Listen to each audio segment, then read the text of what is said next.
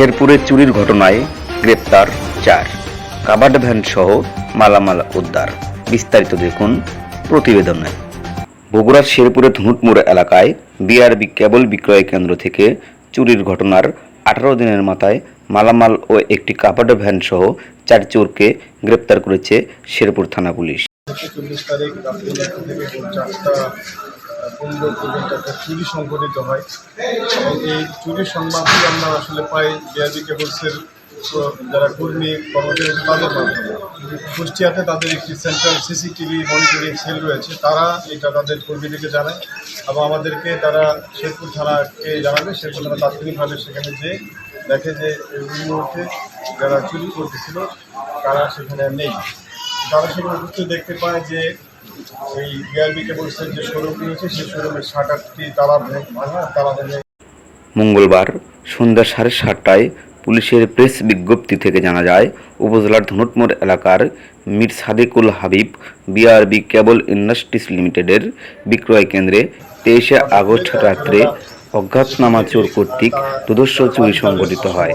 এতে নগদ টাকা সহ 33,94,188 টাকা 98 পয়সার ক্ষতি হয়েছে বলে 24শে আগস্ট অভিযোগ করেন বিক্রয় কেন্দ্রের ম্যানেজার। সিসিটিভি ক্যামেরার সূত্র ধরে শেরপুর থানা পুলিশ তৎপর হয় চোর ধরার জন্য। তথ্য প্রযুক্তির সহযোগিতা নিয়ে ঢাকা জেলার দক্ষিণ কেরানীগঞ্জ থানার আবদুল্লাপুর হতে বরগুনা জেলার সদর থানার রিদ্রাবাড়িয়া গ্রামের মোহাম্মদ ইউসুফ খানের ছেলে বিভিন্ন এলাকার 7 মামলার আসামি মোহাম্মদ রিপন খান জাফরকে 12 সেপ্টেম্বর ভোর 4টায় গ্রেপ্তার করে শেরপুর থানা পুলিশ। তার দেখানো মতে চোরাই কাজে ব্যবহার করা একটি কাবাড ভ্যান উদ্ধার সহ আরও 3 জন চোরকে গ্রেপ্তার করে পুলিশ। এ সময় তাদের নিকট থেকে নিবন্ধনবিহীন একটি কাবাড ভ্যান সহ চোরাই তামার তার, অ্যালুমিনিয়াম তার এবং বিআরবি তার উদ্ধার করা হয়।